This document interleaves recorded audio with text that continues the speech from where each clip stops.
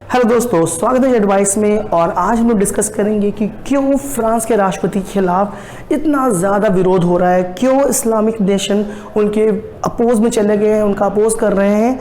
अगर आप पूरे मैटर को समझिए तो पूरी दुनिया में जहाँ भी इस्लामिक देश है, जिन जिन देशों में इस्लाम चलता है, वहाँ पे बाल्टी भर भर के मैक्रोन गाली पड़ रही है। ट्विटर तो पूरा हैशटैग से भरा हुआ है। कुछ हैशटैग मैं आपको बता रहा हूँ जिसको आप जाके सर्च भी कर सकते हैं, जैसे बायकॉट फ्रेंच प्रोडक्ट्स, या फिर hashtag Macron apologize to Muslims, या फिर हैशटैग नेवर दी प्रॉफिट। अगर आप इन हैशटैग को जाके ढूंढेंगे, पढ़ेंगे, तो आप समझ जाएंगे कि क्यों इतने ज़्यादा नाराज़ हैं। लेकिन मैं आपको शॉर्ट में बता देता हूँ। वो ये है कि अभी जो रिसेंट में इमैनुअल मैक्रोन फ्रेंच प्रेसिडेंट, ये काफ़ी यंग प्रेसिडेंट हैं, इन्होंने एक बहुत ही कॉन्ट्रोवर्शियल स्टेटमेंट दे दिया था इस्लाम के खिलाफ। अब इस्लाम के खिलाफ उन्होंने अपने देश में दिया, तो फिर ऐसा क्यों हो रहा है? तो आपको जानकारी दे दूं कि फ्रांस में सबसे ज़्यादा अगर बाहर की आबादी की जाए धर्म की, तो एक बहुत बड़ी आबादी मुस्लिमों की है, और इसलिए वो वहाँ पे काफ़ी प्रोमिनेंस रखते हैं। और उनका खिलाफ अगर कोई स्टेटमेंट गया है तो लोगों ने विरोध करना शुरू कर दिया है। इतना ही नहीं, इस्लामिक नेशन जो पूरी दुनिया में है, उन्होंने भी इसका बहुत पुरजोर विरोध किया है मैक्रोन का। अब ऐसा हुआ कि इसके पीछे कंट्रोवर्सी क्या है, इसको भी समझ लेते हैं। तो आप ये सैमुअल पैटी को शायद नहीं जानते होंगे, वहाँ के स्कूल टीचर हैं। इन्होंने क्लास में शार्ली हेब्दो नाम की एक मैगजीन है, उसका एक कार्टून क्लास में शेयर किया था, डिस्कस किया था, जिसमें प्रॉफिट मोहम्मद का मजाक उड़ाया गया था उस कार्टून को। ये वही कार्टून है और ये वही मैगजीन है जिसका सेम कार्टून 2015 में जब उन्होंने रिलीज़ किया था, इसको लेके वहाँ पे आतंकवादी घटना भी हो गई थी। 2015 में अटैक हुआ था और तकरीबन 200 लोग मारे भी गए थे।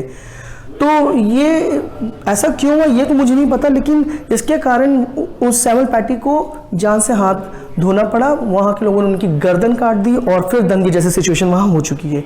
इसी को देखते हुए जो कि वहाँ की एडमिनिस्ट्रेशन पूरा तरह से तहस नहस हो गया इस बात के बाद, दंगे जैसी जब स्थिति आ गई, तो इमैनुअल मैक्रोन ने कुछ स्टेटमेंट दिया। और उन्होंने जब ये स्टेटमेंट दिया तो उन्होंने शार्ली हेब्दो को सपोर्ट किया। उन्होंने जो स्टेटमेंट दिया, उन्होंने कहा कि इस्लाम इज़ इन क्राइसिस। ये स्टेटमेंट देना थोड़ा सही नहीं है। अगर कुछ गलत हुआ तो कॉन्ट्रोवर्शियल स्टेटमेंट नहीं देना चाहिए। उन्होंने ये कहा कि किसी भी मीडिया को या मैगजीन को बोलने की आज़ादी होनी चाहिए। और उन्होंने ये भी कह दिया यहाँ तक कि इस्लाम जो है क्राइसिस में आ चुका है, पूरी दुनिया से ख़त्म होने वाला है। ये जो स्टेटमेंट दिया, इसको लेकर काफ़ी नुकसान हुआ उनकी इमेज को। साथ ही साथ उन्होंने फ्रीडम ऑफ ब्लास्फेमी की बात की, मतलब जो इररिलेवेंट बातें हैं रिलीजन की, उसको खिलाफ अटैक किया। साथ ही साथ उन्होंने ये भी कहा कि रिलीजन को अलग रखना चाहिए पढ़ाई लिखाई डेवलपमेंट से। इसको लेके कई देश बुरा भी मान गए हैं, वहाँ की जनता बहुत नाराज़ है। और दूसरों ने कहा कि जो प्रॉब्लम हो किस चीज़ की, वो आइडियोलॉजी की है, क्योंकि लोग अपने अपने कानून को अपने अपने तरीके से साबित करना चाहते हैं। लेकिन डेमोक्रेसी में जो कानून है वो सेकुलर होता है, वो सभी धर्म सभी जातियों को एक समान लेके चलता है। अब ये डेमोक्रेसी डेफिनेशन ज़रूर है, लेकिन इन्होंने जो स्टेटमेंट दिया है वो एक रिलीजन के खिलाफ दे दिया है। तो कहीं ना कहीं उस सेंसिटिव मुद्दे पे इनको थोड़ा देखना चाहिए था। बट खैर, ये फ्रांस का मुद्दा है, मुझे कुछ नहीं करना है, इसे बोलना है। मैं तो सिर्फ अपना पॉइंट ऑफ व्यू आपको रख रहा था। अब जो फ्रांस का बहुत बड़ा एनिमी है, उसका नाम है टर्की। ये पहला देश है जिसने सबसे ज़्यादा पुरजोर तरीके से मैक्रोन को अपोज किया है। टर्की के जो राष्ट्रपति हैं एर्डोगन, इन्होंने तो बहुत ही मजाक उड़ाया है। इन्होंने तो कहा कि वो पागल हो चुका है मैक्रोन, वो ऐसा कैसे कर सकता है। अब टर्की ऐसा क्यों कर रहा है? क्योंकि टर्की का ऑलरेडी टसल चल रहा है कई मुद्दों को लेके, जैसे लिबिया के मुद्दे को लेके, अभी जो अजरबैजान में लड़ाई हो रही है नॉर्गो करबख डिस्प्यूट को लेके, और जो तेल का एक बहुत बड़ा मुद्दा है वो मेडिटेरियन सी में, जहाँ पे टर्की और फ्रांस का टसल चल रहा है। तो ये एक बहुत अच्छी अपॉर्चुनिटी समझ के टर्की इसको विरोध करने में आगे आ चुका है। इतना ही नहीं, अगर हम बात करें तो गल्फ कोऑपरेशन काउंसिल, ये जो आपके मिडिल ईस्ट के पावरफुल नेशन जो तेल का सप्लाई करते हैं, जिसमें आपके देश हैं जैसे Bahrain, Qatar, UAE, Oman, Saudi Arabia और कुवैत, ये लोगों ने भी बहुत पुरजोर तरीके से फ्रांस का अपोज किया है। कुवैत ने तो फ्रेंच प्रोडक्ट्स को सुपरमार्केट से हटाने की बात कही है।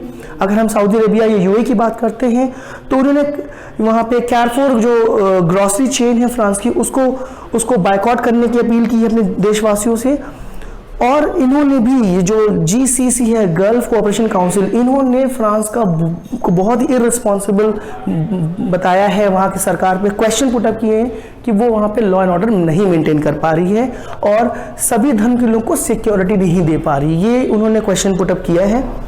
अब बात करें हम दूसरे देशों की, तो जैसे जॉर्डन और हमारा प्यारा पाकिस्तान जो पड़ोसी मुल्क है, दिन भर कंट्रोवर्सी में घूमता रहता है, उसके भी जो प्रेसिडेंट है उन्होंने वहाँ के एम्बेसडर को समन किया है। ये जो फोटो आप देख रहे हैं ये इजिप्ट के बहुत ही फेमस क्लरिक हैं जिनका नाम है इमाम अल अजहर, और इमाम अल अजहर ने भी फ्रांस को कंडेम किया है। तो आप देखिए कि जितने बड़े देश हैं, इस्लामिक देश हैं, उन लोगों ने बहुत ही पुरजोर विरोध किया है। अब मैक्रॉन की प्रॉब्लम क्या है वो ये भी समझिए कि मैक्रॉन ऐसा क्यों कहा। तो फिलहाल मैक्रॉन के अपने देश में जो पोजीशन है वो इलेक्शन आने वाला है और इस समय उनकी जो सिचुएशन है बहुत अच्छी नहीं है, क्योंकि जो उनकी पार्टी है ला रिपब्लिक एन मार्के LREM, उसका बहुत ही खराब प्रदर्शन रहा है अभी जो लोकल इलेक्शंस हुए हैं। और फ्रांस ऑलरेडी बहुत बुरी कंडीशन से गुजर रहा है जब कोविड आया था और इकॉनमी भी बहुत अच्छी नहीं चल रही है। तो इन सब को देखते हुए मैक्रॉन ने कंट्रोवर्शियल स्टेटमेंट दिया है। आजकल इलेक्शंस में कंट्रोवर्सी बड़ी चल चुकी है, चाहे आप US की बात कर ले, भारत की बात कर ले, फ्रांस की बात कर ले, और हाँ चाइना को कैसे भूल सकते हैं। तो ये पूरा जो मुद्दा है ये ट्विटर पे आ चुका है। आप देख सकते हैं इमरान खान का ट्विटर, जिन्होंने पोस्ट किया था अपने ट्विटर पे कि hallmark of leader is he unites human beings as Mandela did rather than dividing them. This is a time when President Macron could have put healing touch and denied space to extremists rather than creating further polarization and marginalization that inevitably leads to radicalization. तो इमरान खान ने भी इल्ज़ाम लगाया कि इन्होंने दंगों को भड़काया है एक एग्रेसिव स्टेटमेंट देके। इसका जवाब ही मैक्रॉन ने दिया है कि we will not give in ever, we respect all differences in a spirit of peace, we do not accept hate speech and defend reasonable debate, we will always be on the side of human dignity and universal values. तो अब Twitter पे भी सारे president लड़ रहे हैं, काफ़ी interesting हो चुका है ट्विटर पे भी आना। तो आप लोग भी ट्विटर ज्वाइन कीजिए, काफ़ी कुछ सीखने को मिलेगा। तो मैं उम्मीद करता हूँ कि मैंने आपको चीज़ों को समझाया होगा और इसके जो बाकी के अपडेट्स होंगे मैं आपको बताता चलूँगा। हाँ, इस पूरे वीडियो का मैं क्रेडिट देना चाहूँगा इंडियन एक्सप्रेस और द हिंदू को, जहाँ से मैंने इन्फॉर्मेशन को पिक किया है। बहुत बहुत शुक्रिया, मिलते हैं अगले वीडियो में, धन्यवाद।